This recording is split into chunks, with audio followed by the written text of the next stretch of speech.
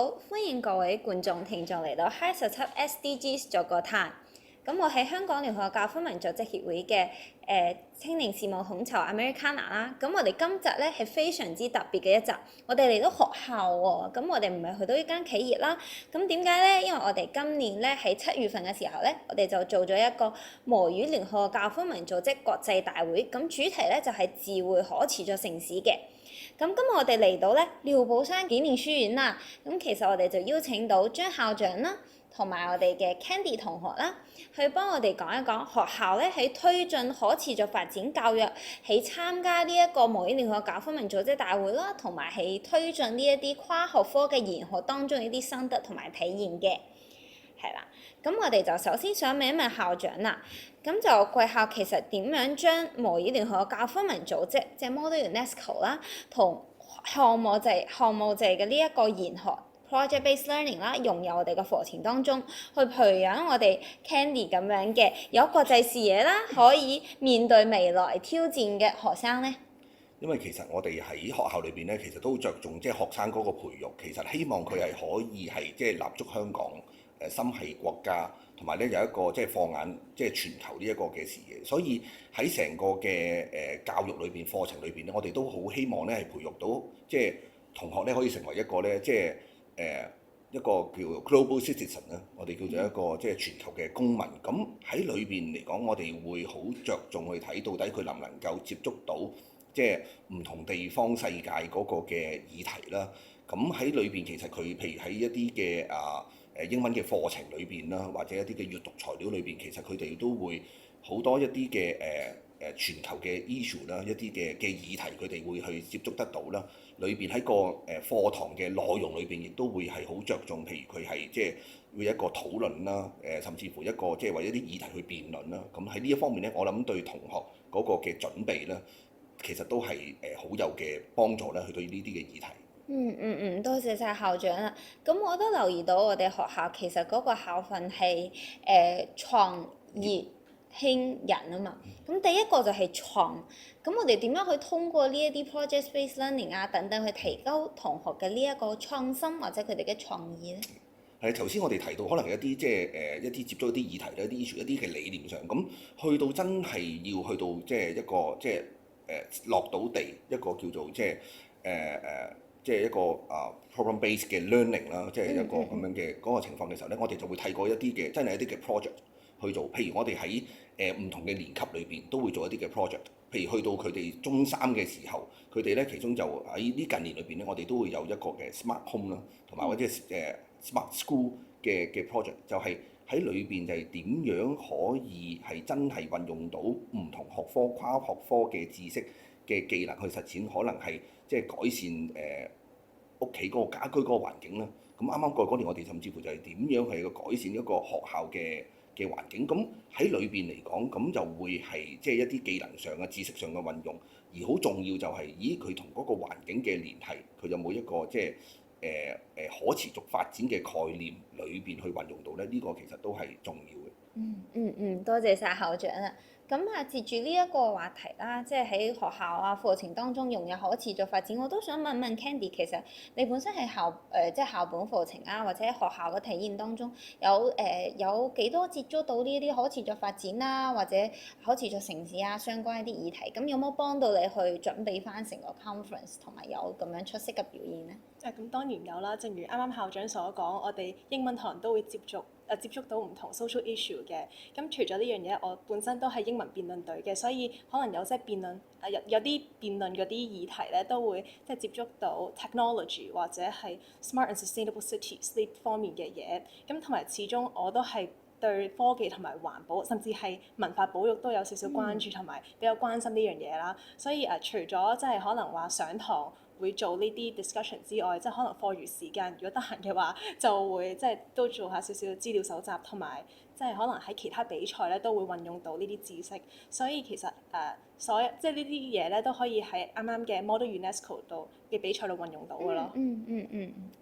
咁其實你啱啱都提到，其實你喺參加呢個比賽之前已經有認識可持續發展啦，同埋有做翻一啲智慧城市相關一啲 research 啦。咁今次個活動咧，其實我哋就有尼泊爾啊，有印度尼西亞，有我哋嘅波蘭啊等等唔同國家嘅一啲代表咧，大家一齊去同香港嘅學生一齊去 discussion，去討論翻呢一個智慧可持續城市呢個議題，同埋提出呢啲創新嘅解決方案。咁我就想問問 Candy 啦，其實你參加呢次 Model UNESCO 嘅呢一個 initiative，或者你嘅動機係咩咧？咁參加呢個活動對於你本身對於可持續發展同埋或者可持續城市嘅理解或者睇法有冇影響，或者有冇一啲拓展咧？我嘅動機正如啱啱我都所講啦，即係我對唔同即係 technology 方面都有少少研究嘅。但我會話我之前嗰啲比賽其實唔會話係 focus 喺某一樣嘢度啦，可能係一個好 broad base 嘅 research，而唔會係好深入研究某一個 topic。而我大約1月3月嗰時就見到呢個比賽嘅 promotion，咁覺得真係幾有趣喎，同埋可以喺即係可持續發展城市方面做一啲深入嘅研究，咁當時就報咗名啦。咁之前對 smart and sustainable cities 嘅認知如果唔計比賽方面，就可能係日常生活見到嘅嘢，例如新聞都會報道可能話巴士或者的士有咩型號啊，或者可能學校嘅太陽能板啊，咁呢一啲係我哋可以見到嘅嘢。但係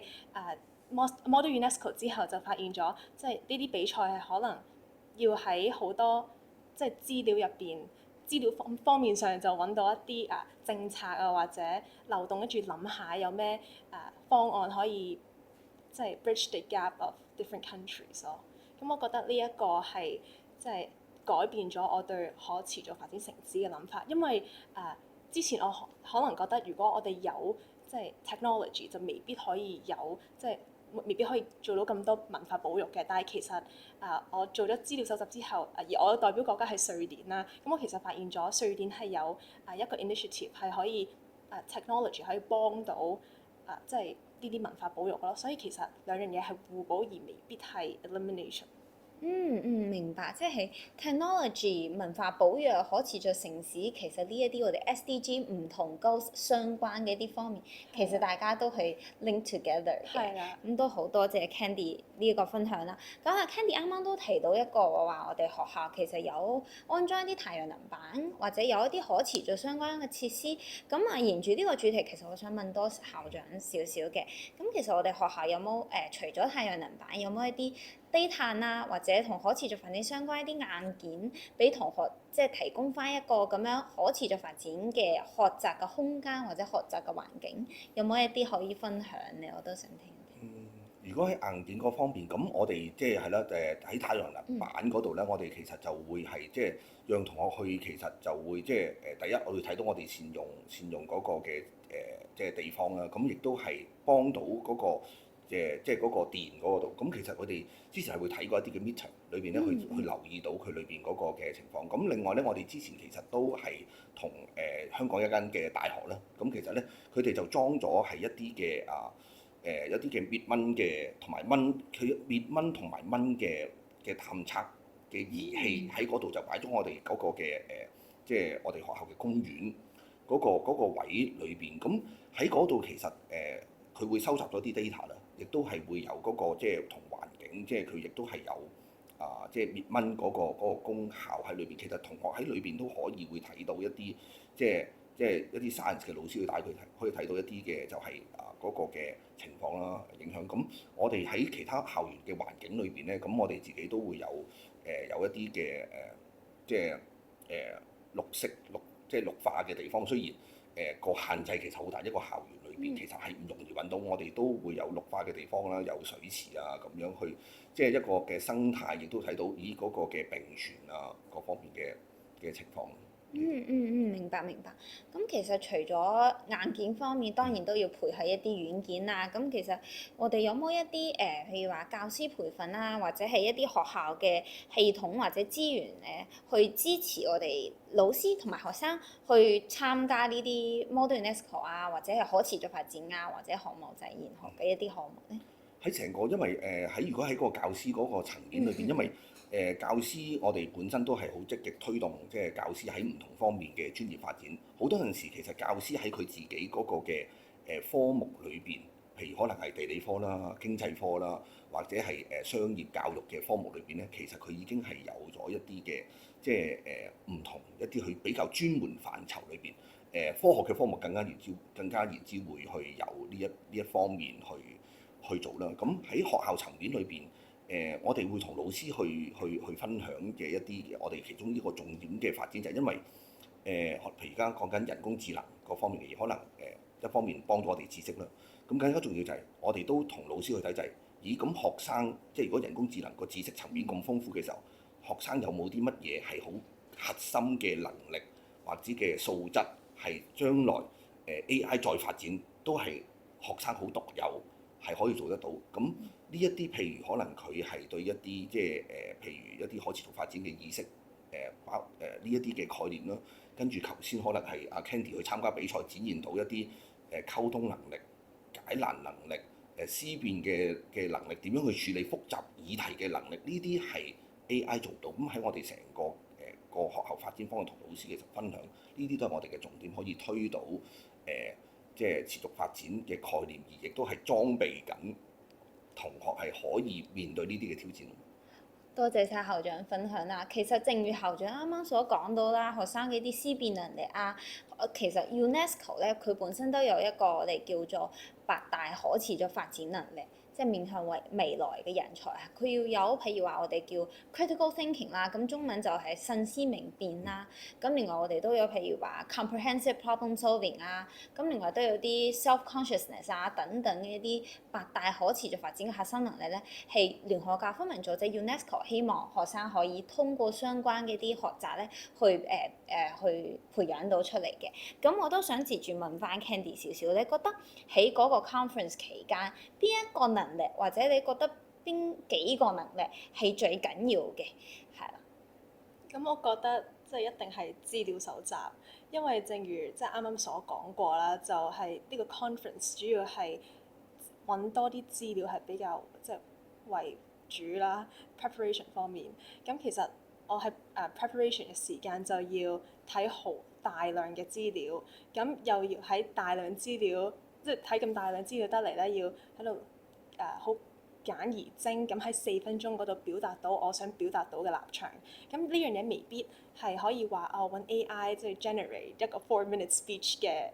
嘅事件嚟嘅。咁可能真係要花少少時間上聯合國嘅網站或者係唔同國家嘅網站去睇下，即係有邊一啲係啱我哋今次嘅 topic 或者啱我想表達嘅立場咯。咁我覺得呢一樣嘢係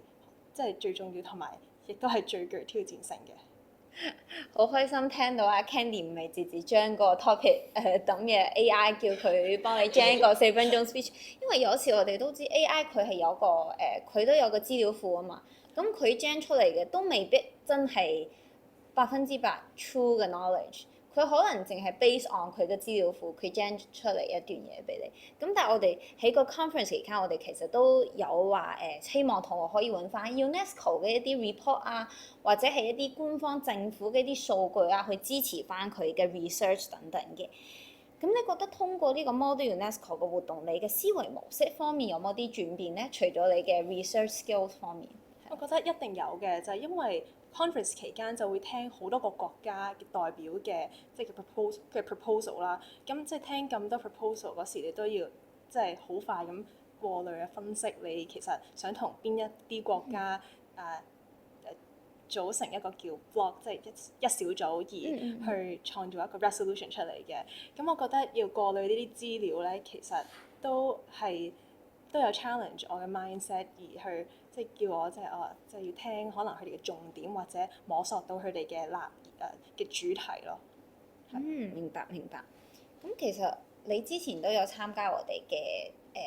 bootcamp 或者叫做 coordinator training 啦，咁都希望可以幫到你哋，除咗喺 conference 嗰度有個更好嘅表現之外咧，都可以喺學校當中去有翻一啲 initiative，可能去組織一啲小型嘅學校當中嘅 Model UNESCO 活動啦，或者做一啲聯校嘅 Model UNESCO 活動啦等等。咁你覺得嗰個 training 對你有冇幫助咧？對於未來一定有嘅，因為我之前係其實冇接